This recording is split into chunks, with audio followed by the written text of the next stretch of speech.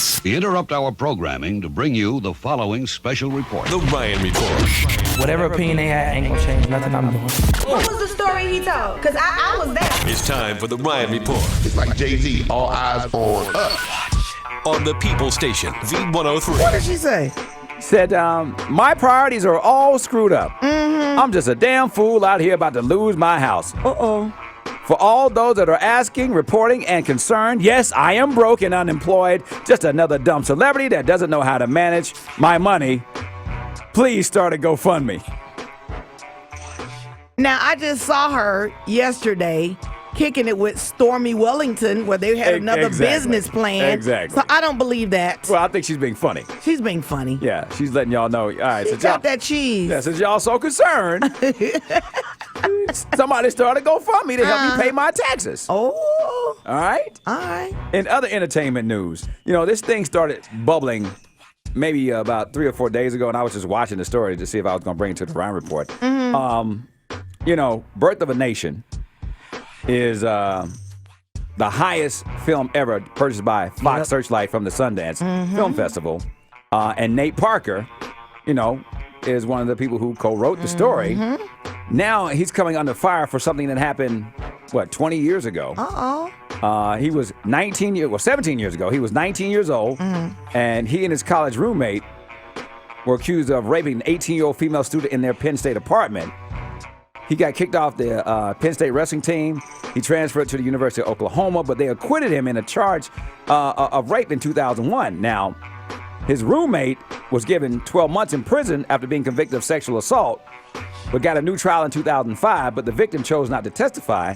So that guilty verdict was overturned, and they threw the case out. So fast forward, 17 years later, and people are now saying, hey, man, what about that sexual assault thing back in the day? Well, he said he's a different person, never admitting the guilt. But now some people are saying that this is all because they're trying to keep another black man down because he's successful. Now, the woman who was the accuser, she committed suicide.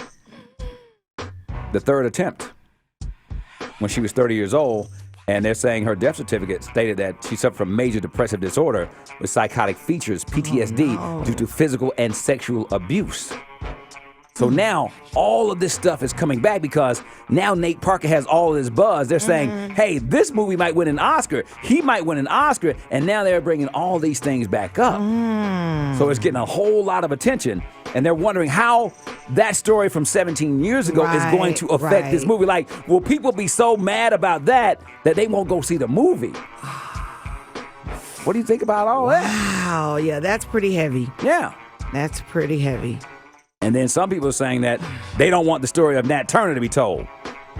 So this is going to be very interesting to see what happens when it finally hits the box office. Yeah. And what happens if it gets nominated because of all of the drama surrounding it, all right?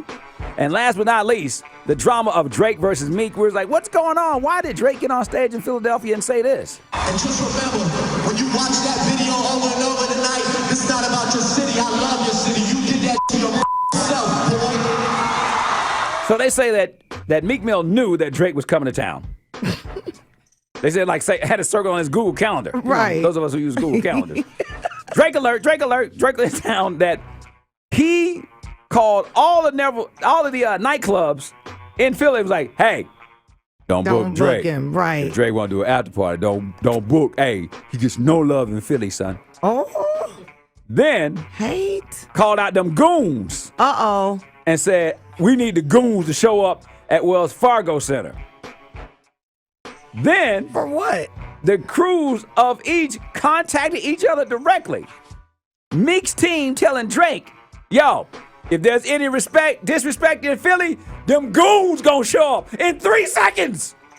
Which they did. And I was going to say, they mean it when they say it now. But of course, the police escorted Drake out. He had his bus and nothing ever happened, but that is why the diss came. Because of them goons. And he tried to shut down the after party. It continues. That's crazy.